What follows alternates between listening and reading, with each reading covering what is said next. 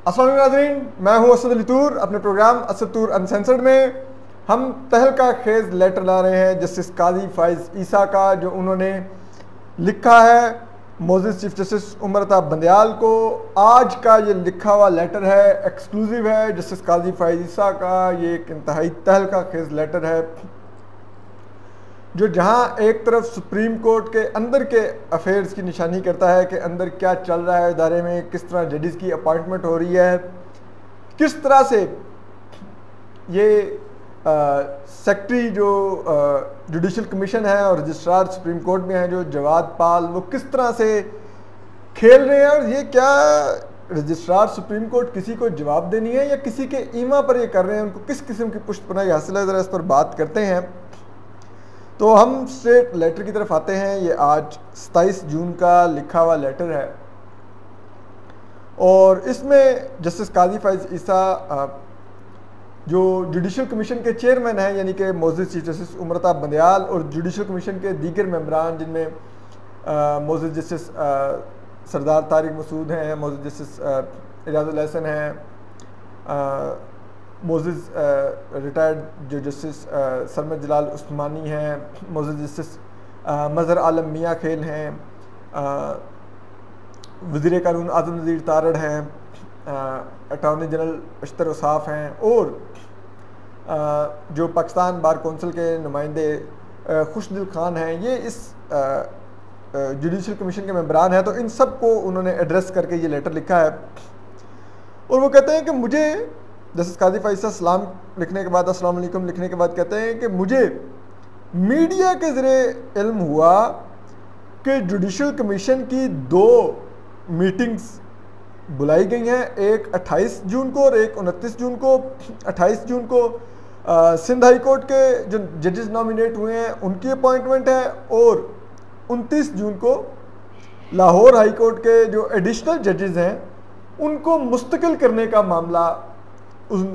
Meetings में final किया जाएगा। जस्टिस काजी फाइज ईसा कहते हैं कि उनको ना तो मोअज़्ज़िज़ चीफ जस्टिस उमर अता बंदयाल ने और ना ही जो रजिस्ट्रार सुप्रीम कोर्ट हैं उनमें से किसी ने बताया कि ये 2 मीटिंग्स हमने बुलाई हैं। ठीक है, हालांकि मतलब काजी फाइज ईसा सुप्रीम कोर्ट के मोस्ट सीनियर जज हैं। मोस्ट सीनियर जज को कोई बता रहा ही नहीं, जो जुडिशल कमीशन के सेकंड मोस्ट सीनियर मेंबर हैं चेयरमैन के बाद, उनको कोई बता रहा ही नहीं कि भाई ये लाहौर हाई कोर्ट के जजेस को हमने मुस्तकिल कर रहे हैं और सिंध हाई कोर्ट में नए जजेस की अपॉइंटमेंट है, तो ज़रा उसके लिए जुडिशल कमीशन का इजलास बुलाया, तो आप कहाँ पर हैं, शिरकत करेंगे नहीं, किसी ने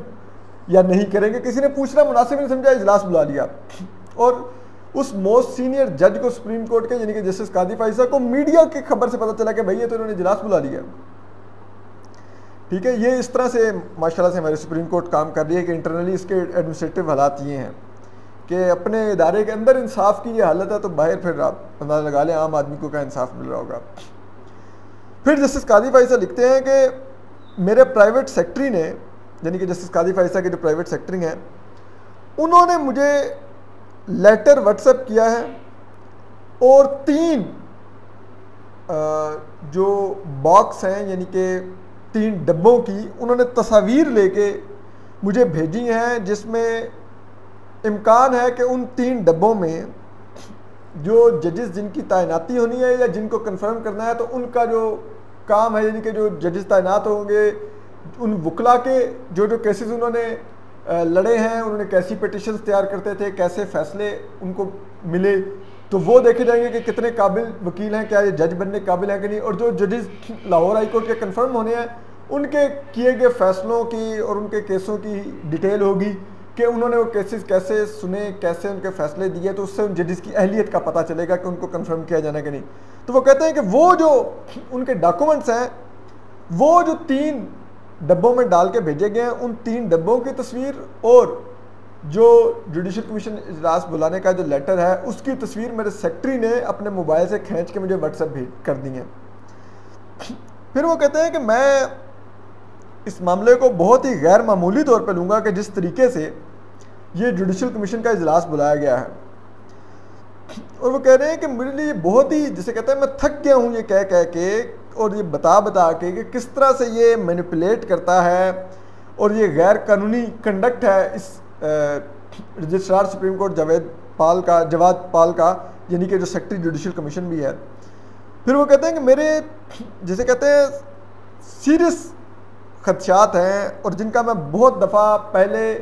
वर्बली भी यानी कि मीटिंग्स में कह के इजहार कर चुका हूँ और लिख के भी इजहार कर चुका हूँ कि ये जो सेक्रेटरी है इसके बारे में जो मैंने खदशात का इजहार किया है उन पे किसी ने कान नहीं धरा, ना ही उनको बारे में किसी ने कोई बात की है, ना उनका कोई हल किया है। और यहाँ तक कि वो कहते हैं कि किसी ने इतनी जहमत भी नहीं की कि मुझे कम से कम उन जो मैंने खदशात जिनका इजहार किया था, चाहे वर्बली या चाहे इन राइटिंग लेटर लिख के, उसका कोई जवाब ही दे देता। ये हालत है कि सुप्रीम कोर्ट का मोस्ट सीनियर जज रजिस्ट्रार के बारे में खदशात का इजहार इन राइटिंग लेटर्स की सूरत में करता है तो उसका कोई जवाब भी मोस्ट चीफ जस्टिस या कोई और नहीं देता कि जनाब ये आपके खदशात का ये जवाब है, वो खदशात दुरुस्त हैं या नहीं है, क्या है, कोई जवाब ही नहीं देता जस्टिस कादी फाइसा को इस सुप्रीम कोर्ट में। वाह। फिर वो कहते हैं कि उन्हें कहते हैं कि ये क्या इसकी जवाब ना देने की वजह जस्टिस कादी फाइसा कहते हैं कि क्या बहुत ज़्यादा जो गुरूर है वो है, या ये बहुत ही ज़्यादा आप बताते हैं कि आप किसी को जवाबदेह नहीं हैं। ठीक है, क्या आप बताना चाहते हैं मुझे जवाब ना देके, ये वो पूछ रहे हैं। फिर वो कहते हैं कि ये जो कंडक्ट है ये क्या इदारे को मजबूत करेगा या तबाह कर देगा और कमज़ोर कर देगा, क्या करेगा? आपका जो ये कंडक्ट है कि हम आपको कहते हैं रजिस्ट्रार का तरीका ठीक नहीं है, ये मैनिपुलेट करता है। जब जजेस छुट्टी पे जाते हैं तो जो जस्टिस चेयरमैन जुडिशल कमीशन के साथ एग्री नहीं कर रहा होता, उसके छुट्टी पे जाने के बाद ये एकदम से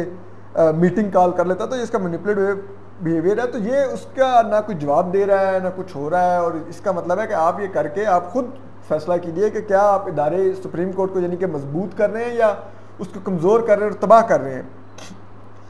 फिर वो कहते हैं कि अगर मामलात एकतरफा तौर पर ही तय करने हैं, ठीक है, और जो रजिस्ट्रार है, ठीक है, वो किसी को जवाबदेह ही नहीं है, तो फिर वो ये पूछ रहे हैं कि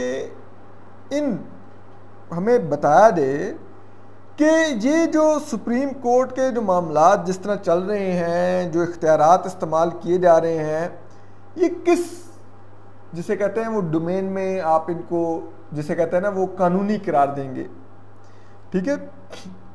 फिर वो जस्टिस कादी भाई से ये भी लिखते हैं, कहते हैं कि फिर वो आगे जाके वजूहात लिखते हैं,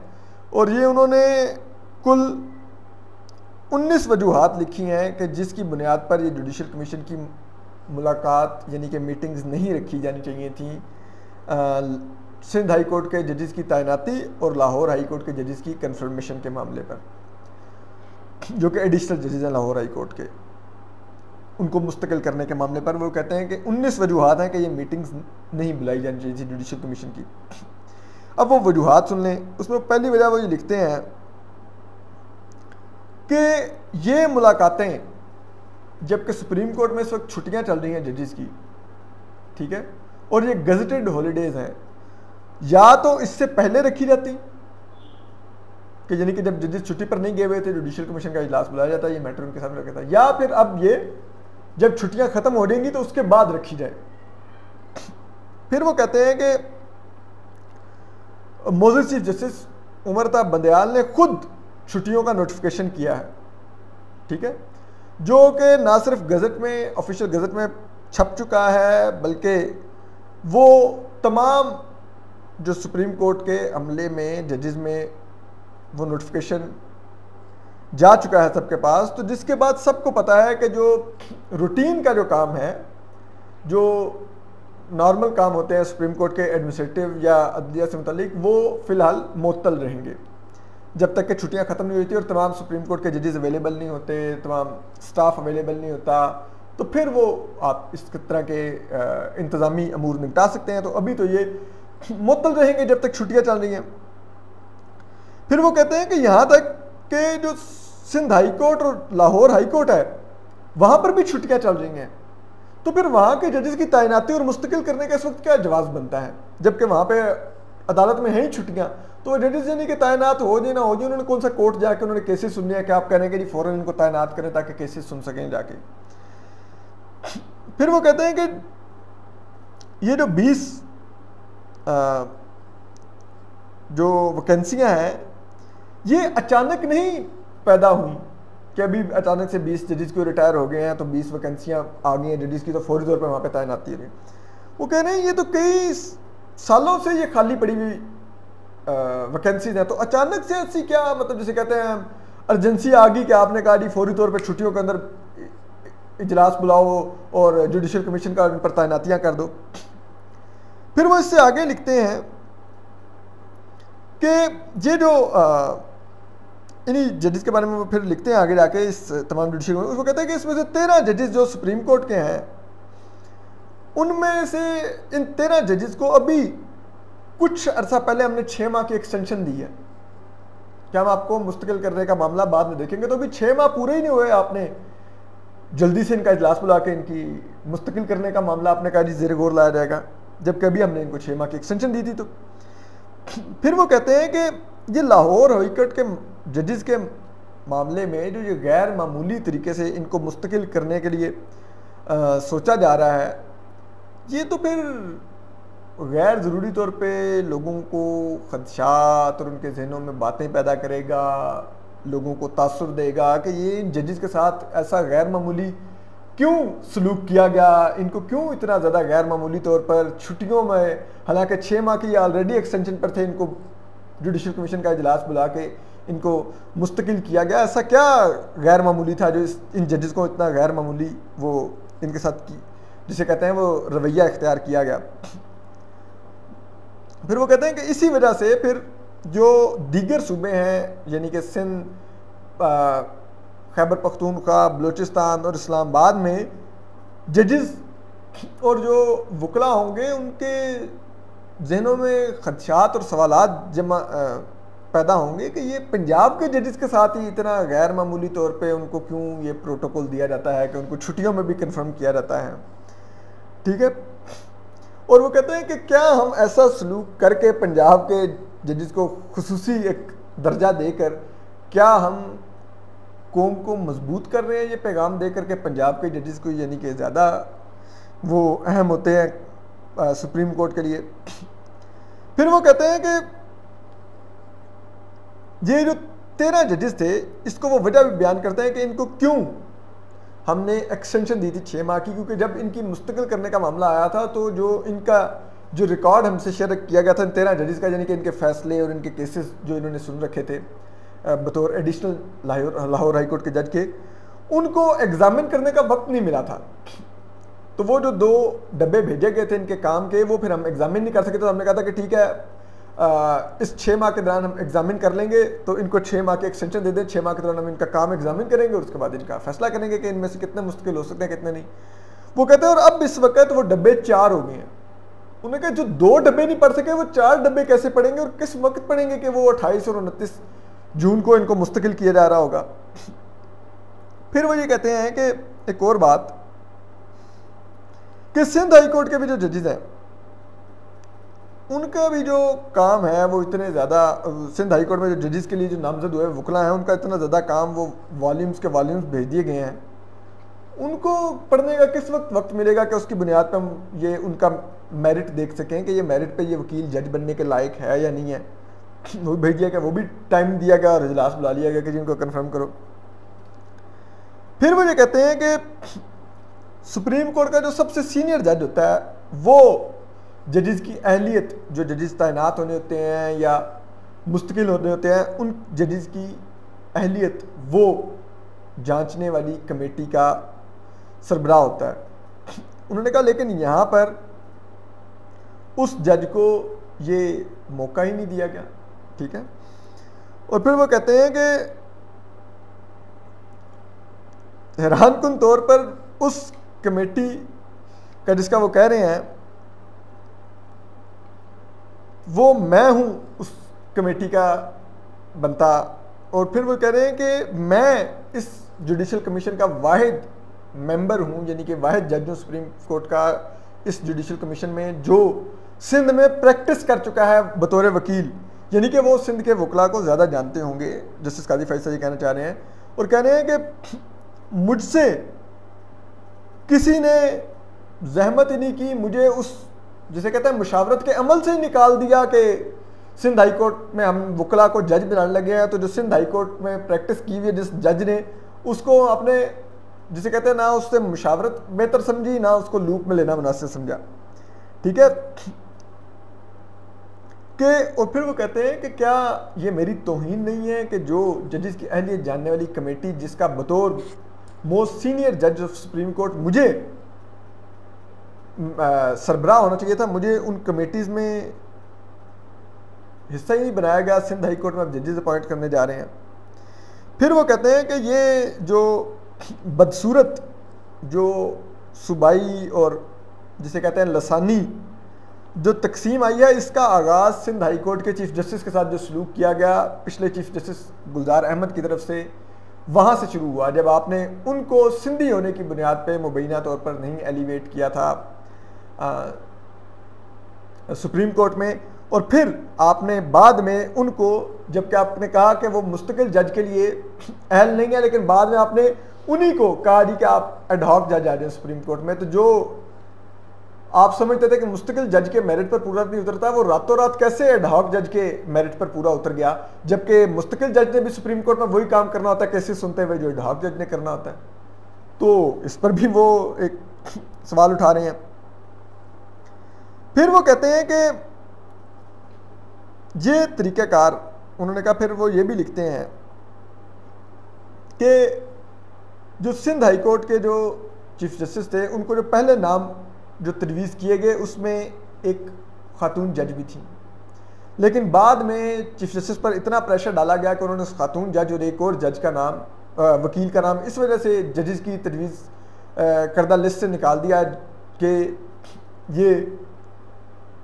लसानी बुनियादों पर उनका नाम निकाला गया। और उन्होंने कहा सिर्फ ये इसलिए हुआ क्योंकि हम सिंध हाई कोर्ट के चीफ जस्टिस को पहले एलिवेशन के मामले में बेइज्जत करके उनको इतना कमज़ोर कर चुके हैं कि वो उस दबाव में आ गई। ठीक है, फिर वो ये कहते हैं कि आप ये भी देखिए, वो कहते हैं कि मुझे इन कमेटी के ये जो जुडिशल कमीशन के इजलास बुलाए गए हैं इनके बारे में किसी ने ना व्हाट्सएप करना मुनासिब समझा, हालांकि गजटेड हॉलीडेज़ हैं, जजेस बैरून मुल्क गए हुए हैं। उन्होंने कहा हालांकि मैंने बैरून मुल्क जाना था, तो जब सुप्रीम कोर्ट का जज होता है वो या कोई और सीनियर ब्यूरोक्रेट अगर पाकिस्तान से बाहर ट्रैवल करे या फौज का कोई सीनियर जनरल, तो उसको NOC लेना पड़ता है अपने इदारे के सरबराह से कि मैं बैरून मुल्क जा रहा हूँ, तो फिर वो बैरून मुल्क ट्रैवल कर सकता है। तो वो कहते हैं कि मोअज़्ज़िज़ चीफ जस्टिस उमर बंदयाल ने खुद मुझे नो ऑब्जेक्शन सर्टिफिकेट दिया था कि मैं बाहर बाहर ट्रैवल कर सकता हूँ। तो ऐसे में ये जानते हुए को उनको मालूम है कि मैं बैरून मुल्क गया हूँ, उन्होंने भी ये जुडिशल कमीशन का इजलास बुला लिया, मतलब मोअज़्ज़िज़ चीफ जस्टिस उमर बंदयाल ने। फिर वो कहते हैं कि इस सुप्रीम कोर्ट में जब जस्टिस आयशा मलिक का नाम लिए बगैर लिखते हैं कि जब एक फ़ीमेल जज को एलिवेट करने का मामला आया तो बाज़ जुडिशल कमीशन के मेंबरान ने बहुत ज़ोर दिया, बहुत वकालत की कि नहीं जी, क्योंकि अदलिया में बहुत कम फीमेल जजेस हैं तो इसलिए हमें जस्टिस आयशा मलिक को ज़रूर सुप्रीम कोर्ट में लाना है। तो वो कहते हैं अब वही जुडिशल कमीशन के मेंबरान चुप करके बैठे हुए हैं, हालांकि ये जो 20 जजेस जिनका नाम इस जुडिशल कमीशन के इजलासों में ज़ेरे गौर आना है लाहौर हाई कोर्ट और सिंध हाई कोर्ट के लिए, उनमें एक भी फीमेल जज नहीं है। अब इनको कोई फिक्र नहीं है कि भाई आप कोई फीमेल जज भी नामजद कर देते, कोई फीमेल वकील भी नामजद कर देते जज के लिए। अब इनको नहीं मैटर करता कि अदलिया में फ़ीमेल जजेस बहुत कम हैं। फिर वो कहते हैं कि हमें बहुत ज़्यादा एहतियात करनी चाहिए अदलिया में जजेस के तैनात करते हुए। उन्होंने कहा कि अगर हमने एक कुक भी रखना हो ना घर में तो हम उसकी बहुत ज़्यादा जांच पड़ताल करते हैं, उसके बाद उसको घर में कुक रखते हैं, यानी कि बावर्ची। वो कहते हैं हम अदलिया में एक जज तैनात करने जा रहे हैं जिसने पूरी कौम के मुस्तकबिल के फैसले करने हैं, पूरी कौम की सजा और जजा जिसके हाथ में होनी है। हम उसकी तैनाती के वक्त कोई एहतियात नहीं कर रहे, कोई जांच पड़ताल नहीं कर रहे, बस हम कह रहे हैं जी कर दो तैनात। ठीक है, फिर वो ये भी कहते हैं कि किसी ने ये जहमत नहीं की कि वो मुझसे राब्ता करते, मुझसे पूछते कि मैं इस वक्त कहाँ पर हूँ और क्या मैं इस जुडिशल कमीशन के इजलास में हिस्सा बनना चाहता हूँ, और अगर बनना चाहता हूँ तो मेरे लिए फिर वीडियो लिंक की फैसिलिटी अरेंज की जाएगी। उन्होंने कहा किसी ने जहमत ही नहीं की।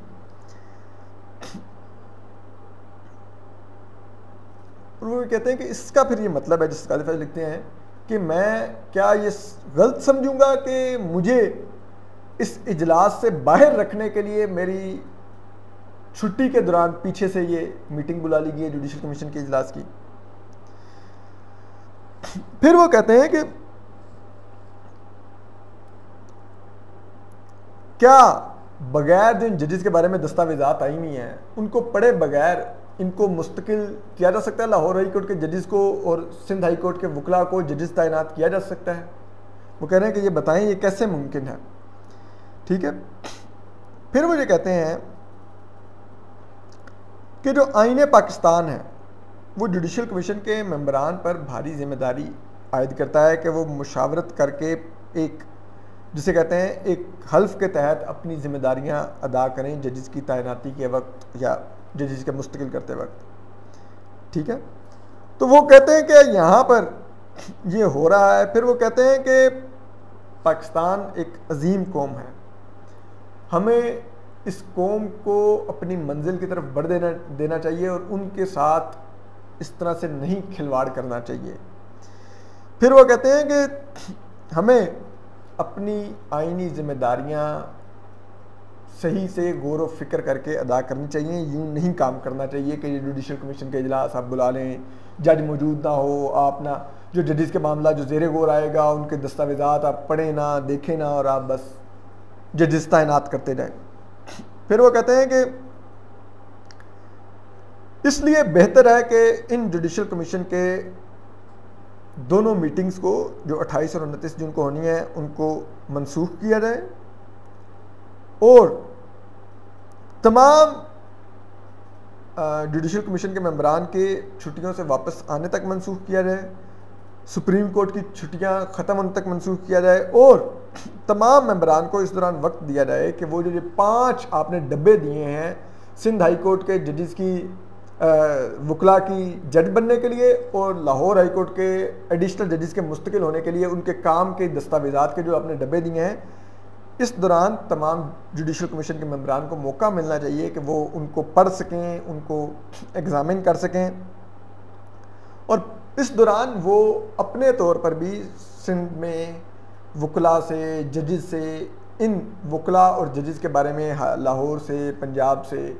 मालूमात हासिल कर सकें। जजेस अपने तौर पर जजेस करते हैं कि वो सिर्फ उनके फैसले नहीं पढ़ते, फिर वो उधर जो अपने फार्मर कोलीग वकला होते हैं उनसे पूछते हैं कि ये जो वकील है इसकी कैसी रिप्यूट है, क्या ये शफाफ रिप्यूट का हामिल वकील है, तो अगर हम इसको जज बना दें, ये ना हो कि जज बन के ये करप्शन शुरू कर दे या ये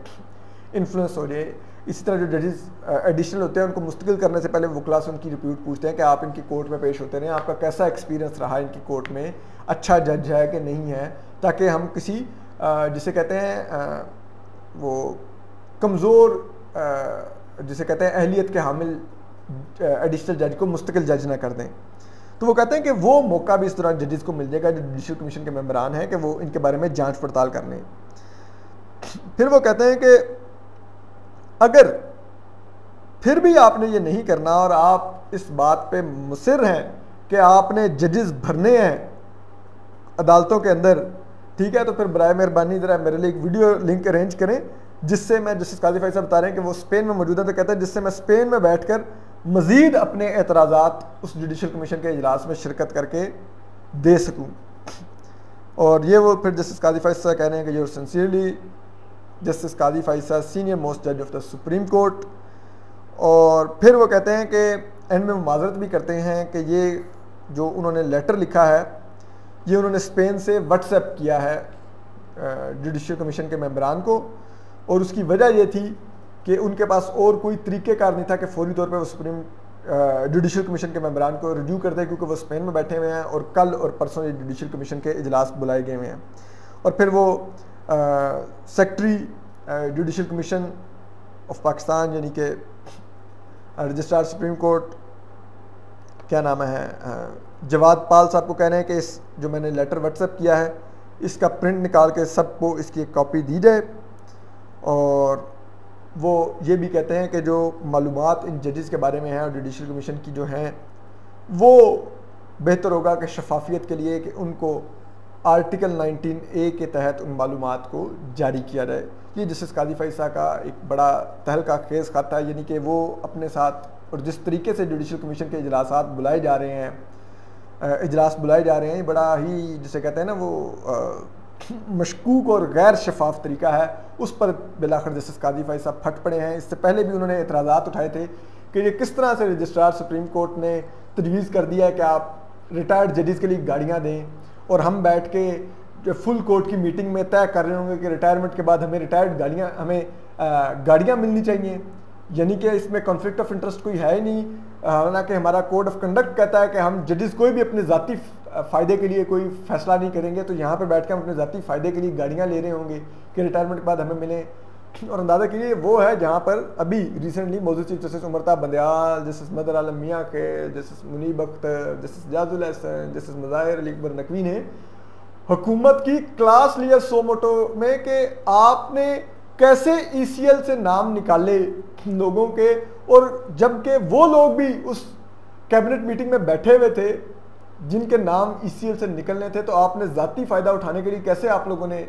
ये फैसला कर लिया। तो अब ज़ाती फ़ायदा नहीं उठाया जा रहा होगा, यहाँ पर भी जब गाड़ियाँ लेने का फैसला किया जा रहा होगा तो उन्होंने इस पर भी कहा कि ये इस रजिस्ट्रार को, जिसे कहते हैं जो हमने हुकूमत से उधार लिया हुआ है, ये हमें इस तरह से हमें कोड ऑफ कंडक्ट की खिलाफ वर्जी और के ऊपर हमें जिसे कहते हैं ये हरकतें कर रहे हैं, हमारे से ये करवाने की कोशिश कर रहा है। फिर उन्होंने ये भी लिखा कि एक और जो उन्होंने बड़ा ज़बरदस्त उन्होंने मामला उठाया, उन्होंने कहा कि राइट टू इंफॉर्मेशन एक्ट के तहत हमारे पास दरख्वास्त आई थी कि सुप्रीम कोर्ट के अमले की तादाद, तनख्वाहें और हमारे माली मामलात को आम किया जाए, तो ये और हमारी जो रिहायशी कॉलोनियाँ हैं उनको देखा जाए। तो वो Lahore high court Islamabad high court ने जब रजिस्ट्रार ने जवाब देने से इनकार किया तो पिटिशनर वहाँ पे गया और इस्लामाबाद हाई कोर्ट ने ऑर्डर दे दिया कि पिटिशनर हक पर है, आप इंफॉर्मेशन जारी करें। तो ये जाकर इस्लामाबाद हाई कोर्ट में पिटिशनर बन गया है सुप्रीम कोर्ट। और आप सोचिए, उन्होंने कहा कि जो अगर इस्लामाबाद हाई कोर्ट में हम वो केस हार जाते हैं तो फिर वो केस सुप्रीम कोर्ट में आएगा और हम ही दरखास्त होंगे और अपना ही केस सुन के हम ही फैसला दे रहे होंगे। तो किस किस्म का मज़का केस सूरत हाल है। तो वो इस्लामाबाद हाई कोर्ट से वो दरखास्त विड्रॉ की जाए। और ये शफाफियत के असूल के तहत अवाम का हक है कि हम उनके मुलाजिम हैं, उनके टैक्स पेयर के पैसे से हम लोग तनख्वाह लेते हैं, तो हम उनको बताएं कि हम लोग क्या हैं, क्या काम करते हैं, कितना हमारा तनख्वाहें, क्या पर्क्स हैं, हमारे मुलाजमीन कितने हैं, उनके क्या पर्क्स हैं। तो जस्टिस काजी फैसा के निकात बड़े काबिल गौर हैं। वो शफाफियत के डे 1 से वो एडवोकेसी कर रहे हैं सुप्रीम कोर्ट में, लेकिन इस खत को पढ़ें तो अंदाज़ा होता है कि उनकी कोई सुन रहा नहीं है। अपना ख्याल रखिए, सलामत रहिए, अल्लाह हाफिज़।